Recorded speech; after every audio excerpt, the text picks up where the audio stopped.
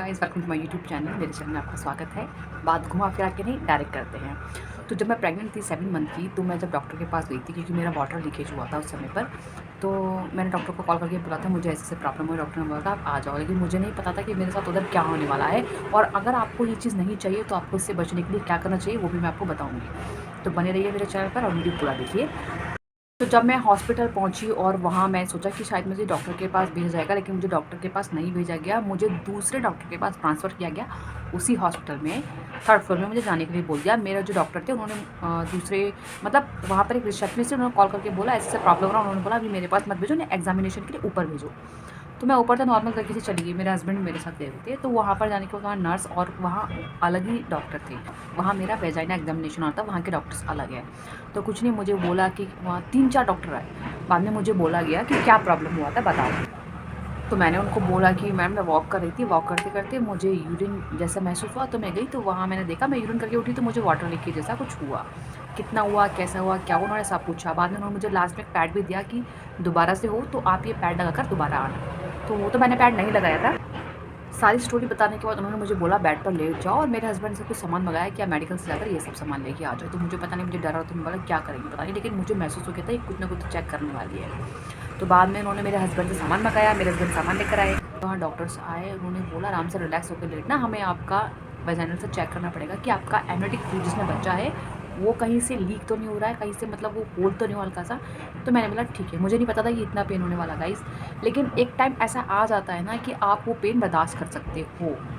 जो लड़की सुई लगाने से भागती थी, मैं एक ब्लड निकालने से मैं कहाँ भाग जाती थी पता नहीं, मुझे नहीं करना। लेकिन जब आप प्रेग्नेंट होते हो तो सारी हिम्मत आ जाती है और आपके पास कोई ऑप्शन भी नहीं होगा कि आप क्या कर सकते हो, आपको निकालना ही पड़ेगा। ऑप्शन ही नहीं है आपके पास। अगर आपके पेट में बेबी है तो उसको तो बाहर आना ही है, तो आपको ये सब चीज़ करनी पड़ेगी, झेलना ही पड़ेगा। तो आपको डरना नहीं है बिल्कुल भी। बाद में उन्होंने मुझे लेटने के लिए कहा। मैंने बोला मेरा हस्बैंड मेरे साथ रहते हैं। उन्होंने बोला ओके, आपके हस्बैंड आपके साथ रहेंगे। मुझे ये चीज़ बहुत अच्छी लगी कि उन्होंने मेरे हस्बैंड को हमेशा मेरे साथ ही रखा।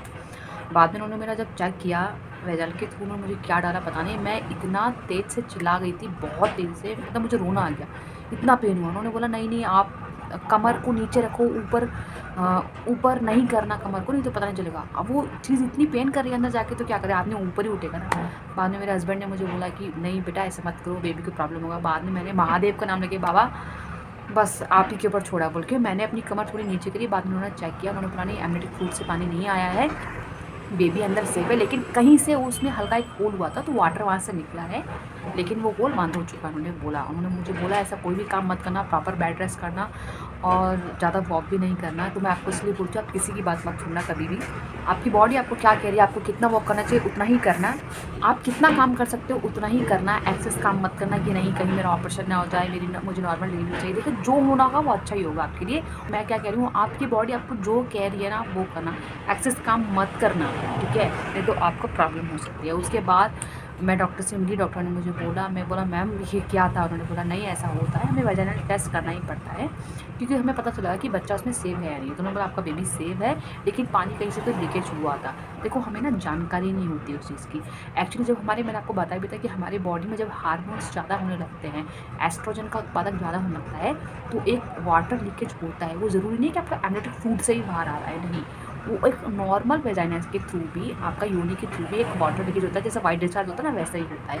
तो आप डरो मत। मैं आपको हमेशा बोलती हूँ अच्छे से कोकोनट वाटर पीना, लेमन वाटर पीना, जिस फ्रूट्स में ज़्यादा वाटर की क्वांटिटी है आप वो खाना स्टार्ट कर दो, सब कुछ ठीक हो जाएगा। प्रॉपर बेड रेस्ट करो तो आपको ऐसी नौबत नहीं आएगी कि आपको वेजाइनल एग्जामिनेशन करना पड़ेगा। हाँ, लेकिन आपका अगर ड्रॉप करके पानी रुक ही नहीं रहा है, चल रहा है, तो आई थिंक आपका वेजाइनल एग्जामिनेशन नहीं होगा, आपका डायरेक्ट ही डिलीवरी होगी।